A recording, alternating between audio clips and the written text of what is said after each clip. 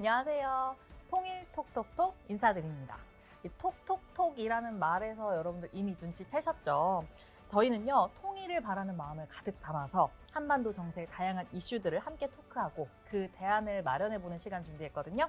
오늘 이 시간 통해서 조금 더 통일에 가까워질 수 있기를 바라면서 앞으로 저와 함께 해주실 분들 소개해드리겠습니다. 안녕하세요. 네, 안녕하세요. 네. 한국 글로벌 피스 재단 통일을 실천하는 사람들의 서인택입니다. 반갑습니다. 네, 반갑습니다.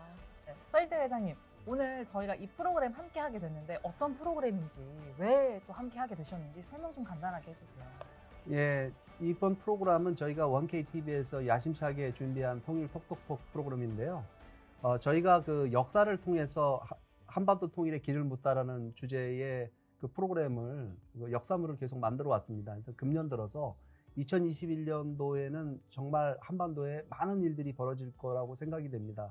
그런데 이 굉장히 중요한 일들이 많이 벌어질 건데, 중요하지만 참 국내 많은 기사들, 뉴스들 때문에 놓치게 되는 그런 내용들을 찾아가지고 전문가분들을 모셔가지고 그 중요한 일들에 대해서 저희가 분석하고 또 어떻게 하는 것이 우리가 한반도의 평화를 이루고 또 통일을 실현할 수 있는 길인지를 찾는 그런 프로그램으로 이번 내용을 준비했습니다. 네, 사실 한반도 통일이라는 게 굉장히 중요한 부분인데 자세히 모르는 분들이 굉장히 많거든요. 앞으로 이 방송을 통해서 한반도 통일 문제와 정세에 관심 많은 분들 유익한 정보 전달해 드리도록 노력하겠습니다.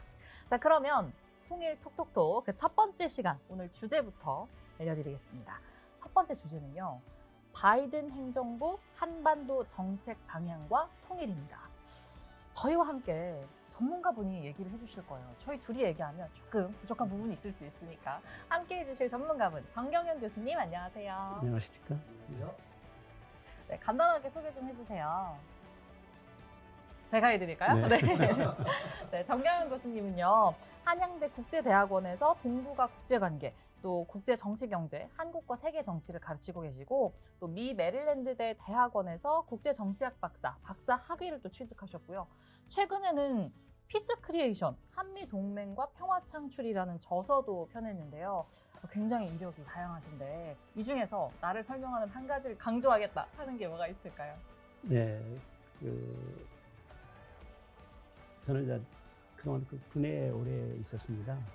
대부분 미국에서 공부 좀 하거나 한미 군사 관계에서 이제 한미 관계를 발전시키고 한반도 전쟁 억제, 통일을 위해서 어떻게 하는 것인가를 많이 고민해 왔던 측면이 있었습니다. 그럼 한미 관계 그리고 군과 관련된 부분은 정경윤 교수님께 SOS를 치면 될까요? 그건 아니고요. 저보다 훨씬 많은 분들이 계시는데, 능력 있는 분들이. 예, 우리 정 박사님은 제가 수년째 알고 계신 사이인데요. 예, 우리 저희 단체에서 하고 있는 전문가 포럼에 늘 오셔가지고 특히 이제 금방 말씀하셨던 한미 관계 문제라든가 군사 안보 관련돼서 아주 굉장히 좋은 조언을 해주고 계십니다. 그래서 오늘 특별히 바이든 시대 중요한 이 한미 관계 문제라는 이런 조언을 듣기 위해서 오늘 모시게 됐습니다. 네. 자, 그러면 이제 첫 번째 주제 토크로 한번 넘어가 볼 텐데요. 먼저 첫 번째 토크 키워드를 한번 준비해 봤습니다. Who are you? 너는 누구냐? 오늘의 주제가 바이든 행정부의 한반도 정책 방향, 바이든 행정부를 이끌어가는 어떤 외교 안보팀들의 면면들을 살펴볼 필요가 있지 않나는 그런 것 같아요. 그렇죠. 바이든이 누구냐라고 하기에는 이미 너무 많이 알려져 있고, 바이든 행정부의 외교 안보팀은 누구인가? 바로 저희가 준비한 첫 번째 토크 주제인데요. 자, 그러면 바이든 행정부에 대해서 이야기를 하기 전에 일단 그 전에 행정부였죠. 트럼프 행정부에 대한 이야기, 그리고 바이든과의 비교도 좀 해봐야 될 것 같거든요. 예, 트럼프하고 바이든은 상당히 차이가 인물 면에서 보면 굉장히 극과 극의 차이를 보이는 인물이라고 볼 수 있지 않을까 생각이 됩니다. 먼저 이제 우선 트럼프는 우리가 알려져 있듯이 사업가 출신이고 이 부동산업을 통해 가지고 굉장히 큰 부를 이룬 사람으로서 2016년도에 대통령이 당선이 됐는데, 그때 당선됐을 때만 사람들이 정말 아웃사이더가 이 워싱턴에 들어왔다라고 해서 우려 반 기대 반이었습니다. 역시 그 우려했던 대로 굉장히 돌출되는 그런 행보를 보였던 것 같습니다. 그 비해 바이든은 사실은 정치인 출신이고 상원의원으로 29살 때 상원의원인데 지금까지 워싱턴 정가에 그 참 오랫동안 정치인으로서 살아왔고 또 오바마 대통령 시기에 8년 동안 부통령을 했기 때문에 잘 알려지고 친숙한 인물이라고 봅니다. 그 두 인물에 대해서 우리 박사님이 좀 설명을 보태주시면 좋을 것 같습니다. 네, 잘 말씀을 해주셨듯이 그 트럼프는 이 돌출 행동을 많이 하는 네. 건수를 올리겠다는 그런 친구고, 화려한 분이죠. 네. 바이든은 그 외교 안보 파트에서 상당한 경륜을 쌓아가고 오신 분으로서 그 기대되는 바가 큽니다. 오바마의 신뢰를 받고 있다 이렇게 네. 이야기하잖아요. 그 같이 8년 동안 함께 미국이 걸어가지 않았습니까? 네. 그런데 이제 오바마 대통령께서 바이든을 평하기를 상당히 진솔하고 인간적인 매력이 있는 친구다. 뿐만 아니라 아주 귀하고 원칙주의자고 상당히 믿고 맡길 수 있는 대단한 분이다는 이런 평가들을 하고 있어요. 상당히 우리한테 꽤 귀한 분이 오신 것 같아요. 네. 귀한 사람이다 이런 평가 너무 좋은 것 같아요. 여기도 지금 우리 귀한 3명이 앉아 있다고 할 수 있는데요. 저희가 이제 바이든하고 트럼프를 비교를 하는데 둘 다 좀 고령이잖아요. 그런데 각자 자기가 주장하는 바에 대한 그런 철학은 좀 확고한 편이에요. 어때요? 뭐 바이든하고 트럼프가 나이로 보면 바이든이 몇 살 더 많죠. 네. 많은데 이 살아온 이력이 완전히 다른 이력을 살아왔고요. 또 정당도 한 사람 공화당, 한 사람 민주당이고 하다 보니까 여러 가지 면에서 이 살아온 시대가 비슷하다 하더라도 말하자면 견해는 아주 180도 다른 그런 견해들을 갖고 있습니다. 그러니까 네. 트럼프가 대통령이 된 게 이제 오바마가 8년 동안, 오바마 바이든 8년 동안 집권한 이후에 사실은 그 대통령 출마를 했고 그 힐러리 클린턴하고 싸웠지 않습니까? 그런 내용들 보게 되면 어떻게 보면은 오바마 바이든이 추구했던 모든 정책들에 대해서 이제 트럼프가 완전히 뒤집는 그런 반박하는 내용으로다가 출발이 됐고 이번 대선에도 결국 그런 내용들로 이렇게 비춰졌기 때문에 저희가 사실은 바이든과 트럼프는 아주 극명하게 차이 나는 두 인물이다 이렇게 봐야 될 것 같습니다. 그만큼 이제 바이든이 추구하는 정책도 ABT라고 하지 않습니까? Anything but Trump 아세요? 과거에는 ABC가 있었습니다. 네. Anything but Clinton. 부시 대통령이 들어왔을 때 그 뭐 클린턴이 했던 거 빼고라는 그 정책 그 국무부에서 미국 국무부에서 했던 얘기인데 네. 지금도 아마 트럼프가 했던 것들을 많이 뒤집으려고 하지 않겠나 하는 생각을 저는 예측을 하고 있습니다. 네, 이번 미 대선이 주고 있는 역사적 메시지가 크다고 봐요. 네. 상당히 돌출 행동을 하는 어떤 민주적인 절차랄지 그런 토대 위에서 미국을 이끌어간 것이 아니라 아주 재밌는 친구가 이렇게 미국을 이끌어왔잖아요.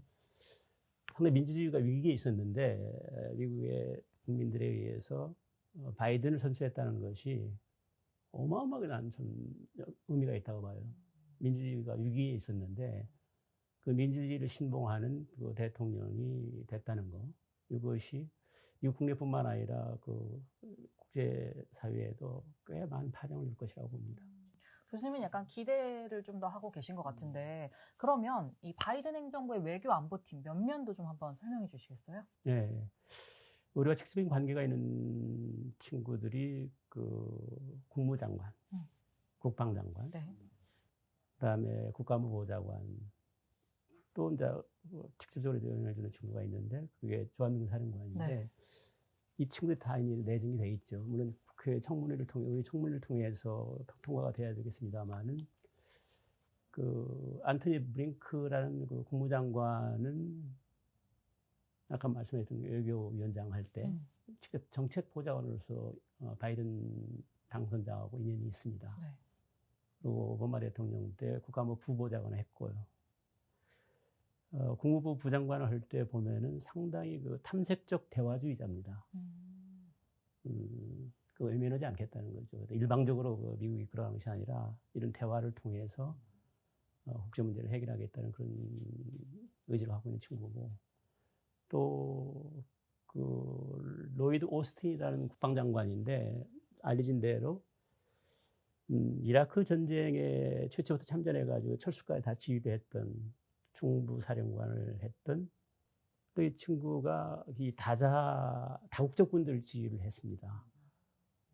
이 의미는 상당한 정도로 이 다자 협력, 이 동맹국가의 협력을 통해서 가겠다는 그런 의지가 보이고요.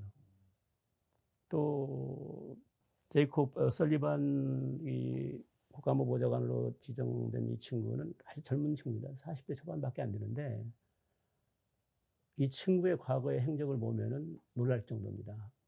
그 로이드 장학이 아니고 옥스퍼드에 가서 이제 아마 최고의 엘리트들이 가는 코스예요. 거기 갔다 왔고요. 네. 예일 대학에 법대를 나왔고, 그러고 마찬가지 이 친구도 오바마 뭡니까 바이든이 외교분과 위원장을 하실 때 그 측근 정책보좌를 했고요. 또 부통령 올 때도 또 안보 보좌관 했었고, 계속 같이 오다 아주 가까운 것뿐만 아니라 힐러리 클린턴이 선거 캠프를 챙겨줬을 때 외교안보 팀장을 했던 친구입니다. 이 인간관계라는 게 참 중요한 건데, 그 놀라운 것은 그 바이든 부통령 시절에 2015년 12월 달에 한국을 방문한 적이 있었어요. 그때 이제 연세대학교에서 스피치를 하는 것 중에 두 가지 중요한 메시지가 있더라고요. 하나는 모든 관계라는 것이 인간관계다. 인간관계가 허물어지면은 그건 국가까지도 서로 파멸을 할 수가 있다. 그래서 그 인간관계를 상당히 중시하는 친구라는 것이 나타나고 있고요. 그다음에 또 뭐 놀라운 것은 뭐 뒤에 넘기면 되겠습니다만은 한국에서 북한의 핵 문제를 해결하지 않으면은 평화를 기대할 수가 없다. 그럼 확고한 신념이 있는 것 같아요. 그런 측면에서 어떤 면에서는 참 고무적이라고 보는 것이죠. 그러면 이 바이든의 사람들 전반적으로 볼 때 성향이 어떤 것 같나요? 제가 볼 때는 좀 대화 그리고 탐색 약간 이런 협력 쪽에 많이 그런 면도 있는데 그 미중 관계를 우리가 살펴볼 필요가 있는데 그 트럼프식이죠. 트럼프는 무슨 적대 관계 모든 것은 뭐 중국을 제압을 해야 된다 이런 생각을 갖고 했는데 그런 생각을 갖고 있지는 않는 것 같아요. 뭐냐면은 협력을 한다. 그러면서 우리가 위에 있는 것을 가지고 경쟁에서 우리가 앞서가겠다 하는 이게 뭐냐면은 경쟁적 공존 관계 이런 틀을 가지고 그 미중 관계를 풀어나가지 않겠나. 이게 협력의 문제는 뭐 핵 문제랄지 지구 온난화 문제, 더 나아가서 그 지금 팬데믹 이런 것들은 너희들과 협력을 하겠다.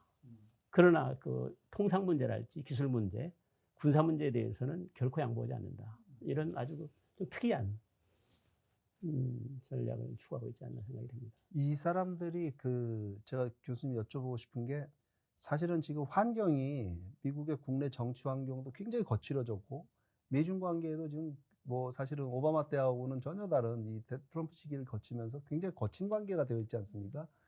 지금 이제 이분들의 이렇게 면면을 보게 되면 이 워싱턴에 상당한 엘리트들이 지금 들어와 있는데 이 거친 환경을 이분들이 어떻게 극복해 나갈지 사실 좀 걱정스러운 면이 좀 있습니다. 그러니까 트럼프가 대선을 지긴 했지만 7,500만 표라는 어마어마한 득표를 얻었고 지금도 뭐 그 대선 결과에 대해 승복하지 않고 있고 그것도 굉장히 많은 미국인들이 이 대선이 굉장히 잘못된 부정선거였다라고 하는 거에 힘을 실는 의견들을 모아오고 있고 아무튼 이 바이든도 그렇고 바이든 행정부 전체가 초기에 과연 이 허니문을 처음 집권하면 갖게 된 한 6개월 정도의 그 허니문을 누릴 수 있을지 어려운 시기들이 좀 사실은 좀 오지 않을까 하는 생각이 듭니다. 참 그게 우려되는 점이죠. 그 바이든이 무엇보다도 중시하고자 하는 것은 국내가 이렇게 분열되면은 안 된다. 국내의 그 단합된 힘을 어떻게 끌고 갈 것인가 하는 꽤 크고요. 그다음에 코로나 문제랄지 경제적 위기, 그 인종 분규를 통해서 뭐 엄청나게 지금 미국 국내가 소란스러운데 이것이 그 무엇보다도 우선시되는 대상이 아닌가 생각이 들어요. 근데 그것을 탄력이 받으면은 아까 말씀드렸더니 그런 그 동맹국과 다자 협력을 통해서 국제사회의 질서를 유지해 나가겠다는 생각을 갖고 있거든요. 사실 말씀하신 것처럼 미국 내에서 좀 강한 트럼프에 대해서 좀 지지하는 사람들도 있잖아요. 근데 이제 바이든이 그걸 이겨내야 되는데 오바마의 그림자도 떨쳐내야 되고 어떤 식으로 좀 매력 어필을 할 수 있을까요, 바이든? 근데 그 우리가 인식하고 있는 것과 달리 꽤 미국이 주류 사회예요. 미국을 이끌어가는 주류 사회는 트럼프의 스타일의 그건 아니라고 봤어요. 그래서 그거 결과적으로 이제 트럼프가 낙마하게 된 가장 큰 이유가 그거라고 저는 보는데, 이런 지도자가 미국을 이끌어가면 안 된다는 생각을 갖고 있었던 거고, 그 주류의 흐름을 타고 미국이 가야 될 방향을 제시하는 그런 비전이 있는 지도자가 저는 그 바이든이라고 본다면은, 바이든이 초기에는 상당한 정도로 그 저항을 받겠죠. 그러나 국민적인 많은 지지를 받으면서 미국을 잘 이끌어갈 뿐만 아니라 국제사회의 어떤 여러 가지 문제들도 전쟁이 아닌 어떤 협상이나 평화를 통해서 가고 있지 않나 하는 생각이 들어요. 한국 관련돼서 이제 어떤 정책을 바이든 정부가 쓰느냐는 걸 알아보려면 그 인선 관계에서는 주한미군 사령관이나 이제 한국 대사가 누가 되느냐라고 하는 부분이 되게 대단히 중요할 것 같습니다. 혹시 그 인선에 대해서 알고 계십니까? 네, 그 해리스 주한 미국 대사는 후임자가 아직 결정이 안 된 상태고요. 조금 늦어질 것 같다는 느낌이 있습니다. 일단 취임한 이후에 바이든 행정부의 맥을 같이 하는 인물을 발탁하지 않겠나 생각이 들고요. 이미 이제 사전에 조율이 됐는지는 모르겠습니다만은 그 주한미군 사령관으로 내정된 폴 라케머리, 네. 라케머리 사령관을 주목할 필요가 있는데, 이 인물은 지금 태평양 사령부의 육군 사령관을 하고 있습니다. 태평양 사령부라는 인도 태평양 사령부는 이미 그 한반도, 일본 뭐 다 이렇게 아우르는 그 육군 차원에서지만 상당히 이미 상당히 모니터를 해왔던 친구고요. 근데 이 친구가 이라크 전쟁과 아프간 전쟁에 참전했던 친구입니다. 이라크와 아프간 전쟁은 정규전이 아니었고 어떻게 보면 어떤 비정규전 혹은 산악전, 특수작전 이런 성격 그 전쟁이었는데, 거기에 직접 참전했던 친구인데, 만약에 한반도에 어떤 사태가 벌어진다면은 전면전으로 가는 것이 아니라 어떤 최소의 희생을 하면서 전략 목표를 달성하는 그런 포석이 있지 않냐는 생각도 들어요. 왜냐하면 어떻든 상황이 어떻게 전개될지 모르기 때문에 남북관계라는 것이 예측을 불허하고 그렇습니다. 또 북한이 엉뚱한 도발을 하게 되면은 북한에 주는 메시지가 크겠네요. 메시지가 크다고 봐요. 이 아까 말씀드렸던 그 로이드 오스틴 국방장관이나 지금 주한미군 사령관의 성격은 분명히 너희가 핵 문제를 해결하지 않으면은 군사적인 제재까지도 갈 수 있다는 그런 메시지가 있습니다.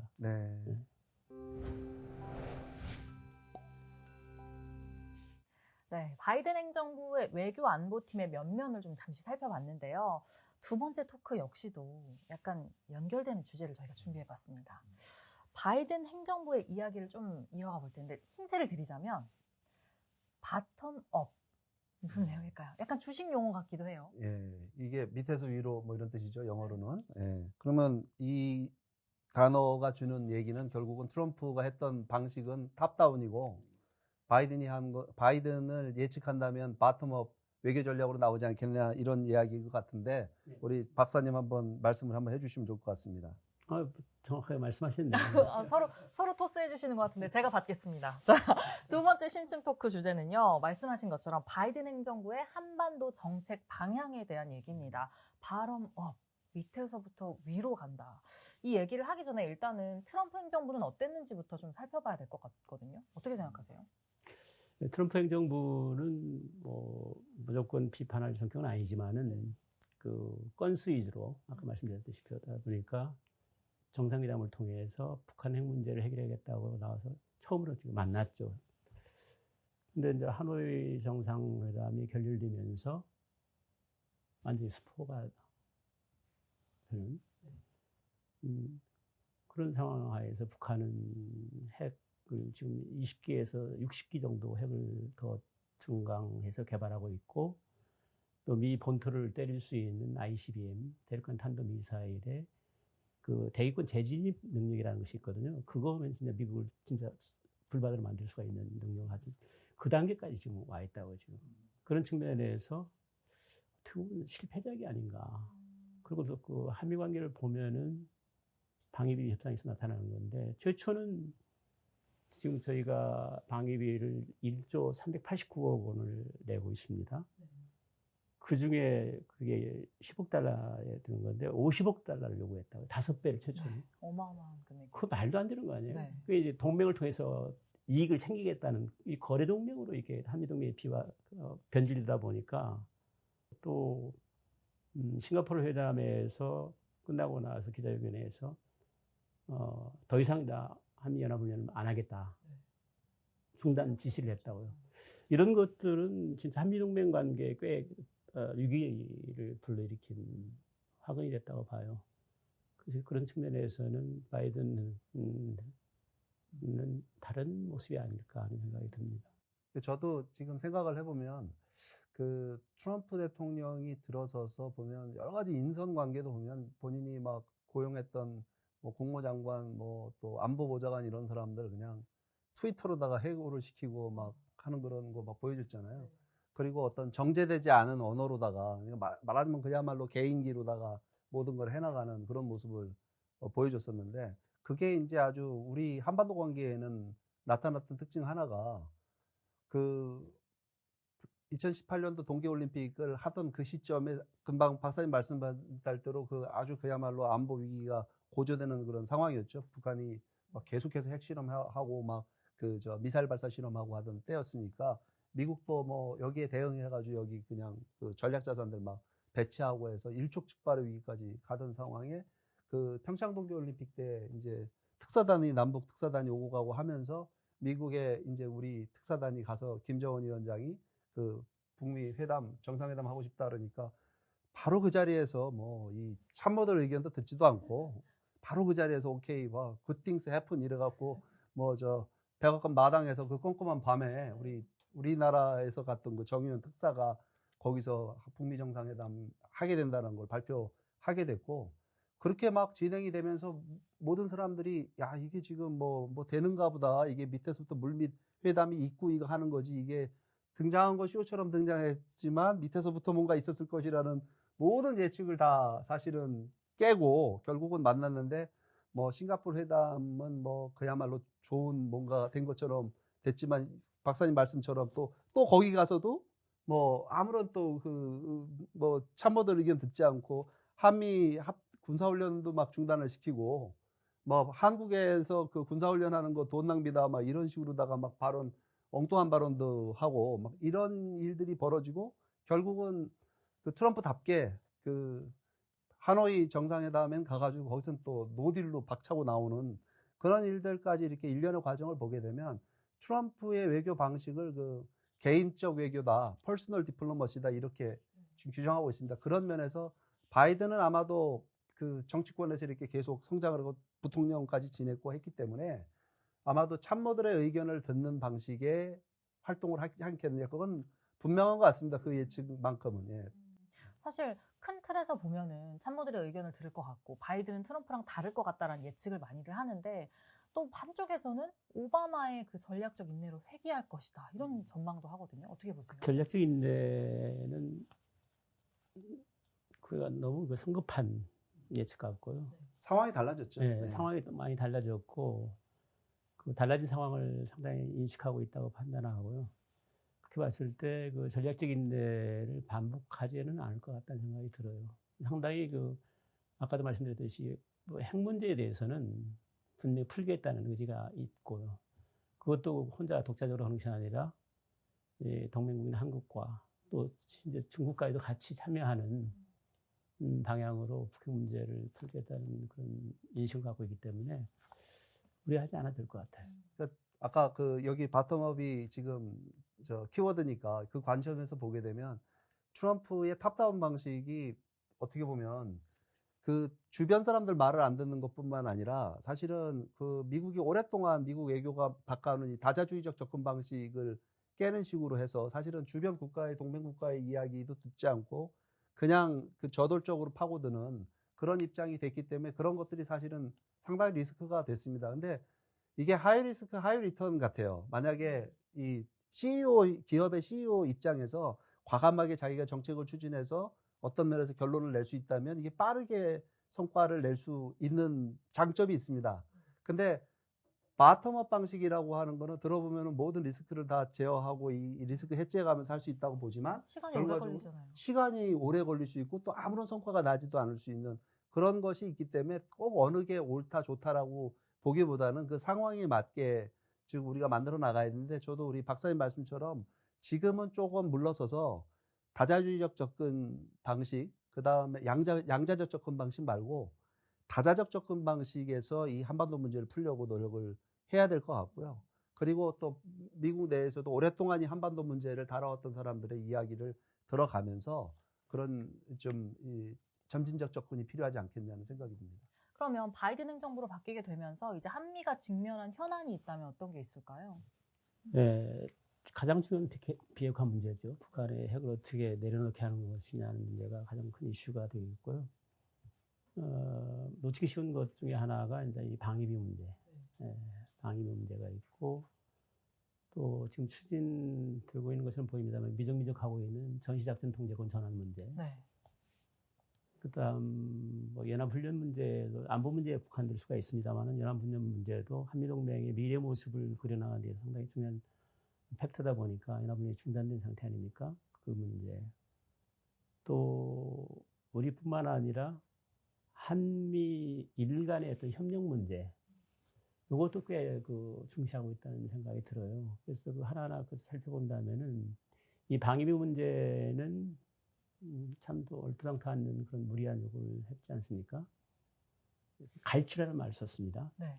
트럼프의 그 방위비 협상 접근은 그냥 갈취하거나 그래서 그 뉘앙스에서 던지고 있듯이 적정 방위비 선에서 지금 말씀드렸듯이 1조 389억을 내고 있는데 한 맥시멈 우리가 13%, 15% 정도는 어느 정도 타협할 수 있지 않나 생각이 들어요. 그 정도 선에서 조만간 타결이 되면은 그 문제는 어렵지 않게 해결될 것이라고 보고요. 두 번째 이제 전시작전 통제권에 대한 문제인데 이 문제는 상당히 우리가 좀 깊이 고민하면서 이 문제를 미국과 같이 협력을 해야 된다고 보는데요. 군사력을 운영할 수 있는 권한을 행사할 수 있다는 의미가 있고요. 전작권 전환이라는 것이. 그리고 국방의 정체성의 문제입니다. 이 나라 안보를 우리 군이 주도할 수 있도록 해야 되는데 미국이 주도한 연합체제 그 동맹에 의존해서 안보를 하는 이런 건 아니라고요. 그 남북관계의 어떤 힘의 겨름 싸움에서 주한미군이 들어서 있고 북한과 이렇게 상대하는 상황에서 한국군이 존재감이 없다는 얘기는 이건 있을 수가 없는 거예요. 네, 그렇죠. 그런 측면에서 또 놀라운 것은 이미 2018년도에 한미 국방장관이 합의한 것이 있는데 그게 한미연합 방위 지침이라는 겁니다. 전작권이 이렇게 이루어지는 것이죠. 연합사령관을 한국군 대장이 하고 주한미군 사령관인 포스타가 그 밑에 들어간다. 그 아주 이건 놀라운 겁니다. 미군이 그 세계를 이렇게 제패하는 그런 패권 국가인데 그건 그만큼 우리 동맹국에 대해서 리스펙트 한다는 거거든요. 그 밑에 들어가서 한국의 안보와 전쟁이 없도록 하겠다는 이런 의지를 갖고 있다 보니까 참 이것도 상당히 고마운 거고 그래서 그 준비를 지금 해나가고 있습니다. 그래서 이런 것들이 빠르면 뭐 2년 내에 늦더라도 한 3년 이내에는 전작권 전환이 이루어지게 된다는 것인데 지금 바이든 행정부에서 우리가 좀 전작권을 되찾아올 수 있는 좋은 기회라는 생각이십니까? 그 동맹을 중시하겠다. 다자 협력을 중시한다는 그 틀 속에서 보면은 전작권 전환 문제도 전향적으로 진행될 수 있도록 하겠다는 의지가 읽히거든요. 전작권 문제는 또 미국의 단독 결정에 의한 것보다도 결국 한국과 미국이 이제 합의를 해야 되는데 한국의 정치적 상황도 상당히 문제가 됐던 걸로 제가 기억을 하고 있습니다. 그러면 이 전작권을 가져오게 되면은 말하자면 한미동맹이 약화로 이어지고 또 결국 전장이 났을 때 우리가 사실은 효율적으로 북한이나 이제 이 북한의 도발을 대응할 수 없다라고 하는 우려들이 있어서 오히려 우리 쪽에서 이 전작권 반환을 미루는 기피를 했었지 않습니까? 그런 상황들에 대해서 단순히 바이든 행정부가 들어섰기 때문에 우리한테 유리해진다라고 보기에는 사실은 좀 어려운 부분이 있지 않을까요? 그런 측면이 있는데요.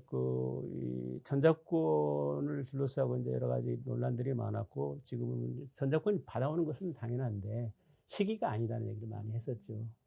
지금 한미가 뭐 전자권 문제, 방위비 문제 직면했다고 하셨는데 사실 그 한미 연합훈련에 대한 얘기도 좀 해야 되잖아요. 그렇죠. 연합훈련은 이겁니다. 연합훈련이라는 것은 우리가 끊임없이 당해왔지 않습니까? 수없는武력 도발을 했었고 또 6.25 전쟁 침략도 했었는데 훈련의 의미는 이겁니다. 그런 도발을 못하도록 하는 평화 유지 기능이 있어요. 예방적인 거죠. 예, 평화가 깨지지 않도록 한다는. 그런데 그것이 지금 올스톱된 상태라고 볼 수는 없지만은 거의 그 연합 전술 기동훈련 같은 것은 중단된 상태죠.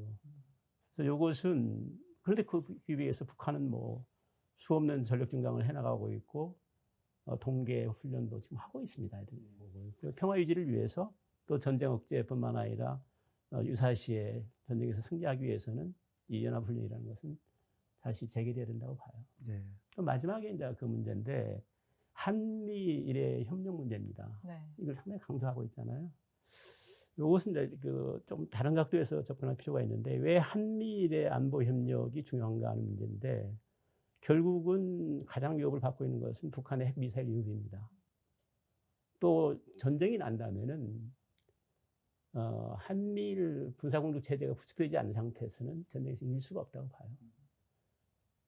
근데 그것을 한미일이 군사동맹으로 발전이 돼가지고 북한뿐만 아니라 중국을 겨냥한 그런 방향으로 가는 것은 저는 아니라고 봐요. 지금 한일 관계가 아주 안 좋은데 여기에 대해서는 상당히 발벗고 나설 것 같아요. 미국이. 이런 관계가 안 되도록 서로 참 우호협력 관계로 갈 수 있도록 많은 비중을 두고 문재인 정부도 그렇죠. 그것을 인지를 하고 계시는지 네. 한일 관계를 개선시키겠다는 의지들이 많이 나타나요. 네, 그럼 앞으로 한국은 좀 어떤 식으로 발전해 나가야 될까요? 이게 대안책이 좀 필요하잖아요. 한미일뿐만 아니라 좀 소다자주의라고 또 얘기를 해주셨었는데. 그부터는 굉장히 소다자주의 협력 문제인데 우리가 이제 이 안보나 국가 이익을 위해서는 미국만 매달릴 수는 없다고 봐요.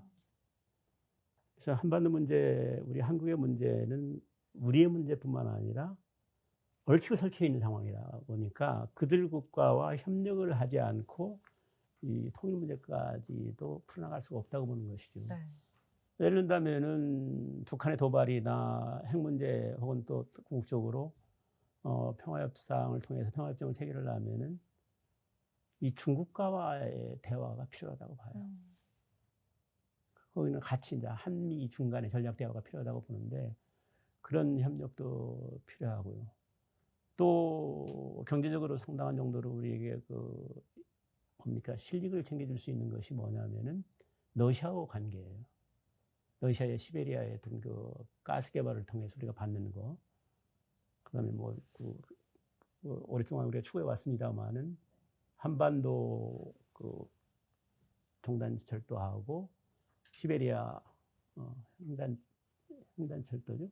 이걸 연결시키는 이 철도도로 연결 같은 것도 꽤 의미가 큰데 그런 것들을 위해서는 그것이 만약에 진짜 이루어진다면은 이건 뭐 대박이 터지는 거라고 봐요. 네. 일본부터 중국까지 우리가 좀 해결해 나가야 할 과제들이 산적해 있는 것 같은데 바이든 행정부의 한반도 정책 방향은 여기까지 들어보겠습니다.